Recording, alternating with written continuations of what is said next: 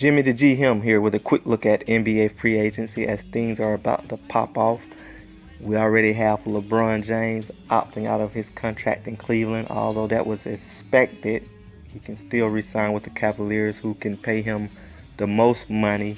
But in particular today, I want to look at the prospect of LeBron going to the Lakers and with Kevin Durant. Now, I know Stephen A. Smith got this story ignited in the public eye with his report the other day about getting a text that LeBron had texted Durant about the possibility of going to the Lakers.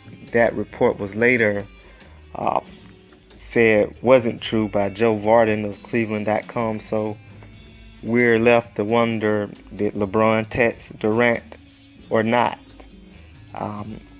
Whether he texted Durant or not, or whether he will ever admit to testing Durant or not, I think Durant to the Lakers makes sense.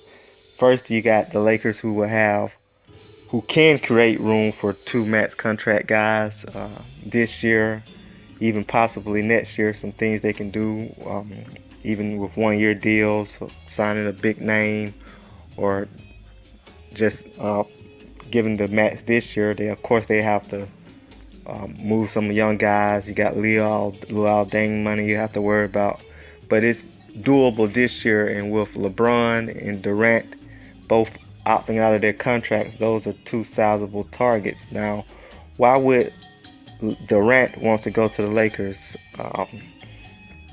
First is money. As I said, he's played the good faith role with Golden State the last couple of years. Has taken less money to keep that team intact. They have Klay Thompson coming up, who they can get to take less money or not. That'll be next year. They have some future things to worry about. And tied with the money, no matter how much money Golden State can offer him, you have the chemistry issue that sort of goes hand in hand with the money, since just like when he left Oklahoma City, Golden State is the team he's at right now.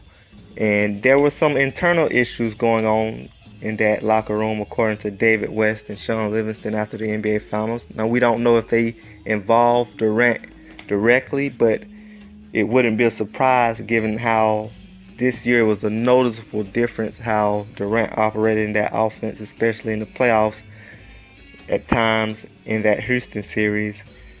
Golden State, known for their free-flowing offense. That's one of the reasons that Durant was attracted there in the first place, to get away from the ball-dominant Russell Westbrook. Well, Durant became ball-dominant himself at times, and late in the season, before the playoffs, when Steph Curry was out with injury, Steve Kerr noted that the importance that Steph had on the team, as you had Golden State weren't able to get wins on a consistent level without Curry, but still with your Durants, your Thompsons, and Greens. So that's one thing to consider about the chemistry. We already know that Draymond Green, he's not one to keep quiet if he doesn't like how the offense is flowing. And I've already mentioned about Curry's role with the team, just his importance. You might say, well, if he goes to LeBron and the Lakers, LeBron ball dominant as well. And I agree with that. I think even with supposed chemistry issues in Golden State, playing with them is probably a little easier. He probably have to work less as hard as he would even if he was playing with LeBron and the Lakers, depending on the third superstar they bring in or the third wheel they bring in.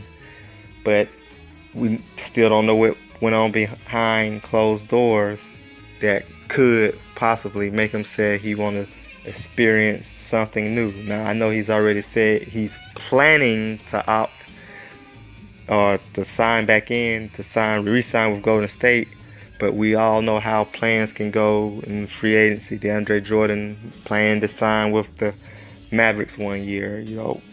When you get a franchise like the Lakers, and this will be my last point, historic franchise, storied fan base, just the prestige. Now you have Magic Johnson at the helm, putting his reputation on the line, saying he will get some marquee superstar type players over the next 2 summers. Doesn't necessarily have to be this summer, but with Durant opting out, I think they will try to swing for the fences.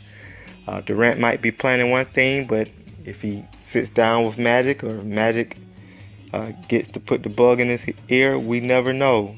I just know that Durant coming to the Lakers with LeBron, I think that may be the only reasonable way that LeBron goes to the Lakers this season.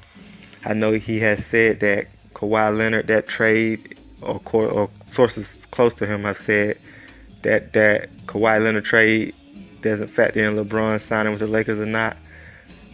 Even if you had Kawhi and Paul George, I don't put that team over Golden State with their current group of players.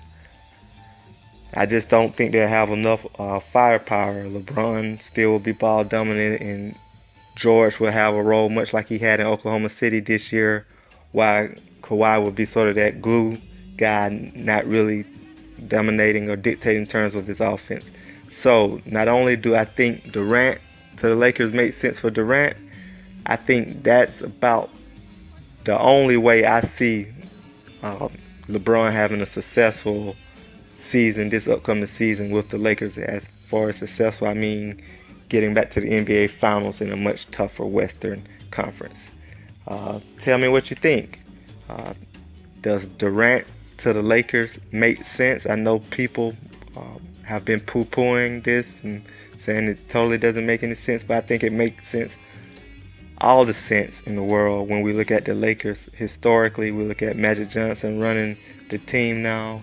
We're looking at what may have happened behind the scenes at Golden State, and we're looking at who can LeBron team up with to make the move to Los Angeles, NBA championship, or sure NBA championship proposition. All right, Jimmy the G him here with another video about NBA free agency. My first really in-depth look at a topic in NBA free agency. We still got a lot of things going on this summer, NFL, NBA. As always, if you like the video, press like. If you're new to the channel, subscribe. Thanks, Jimmy the G him. Catch you later.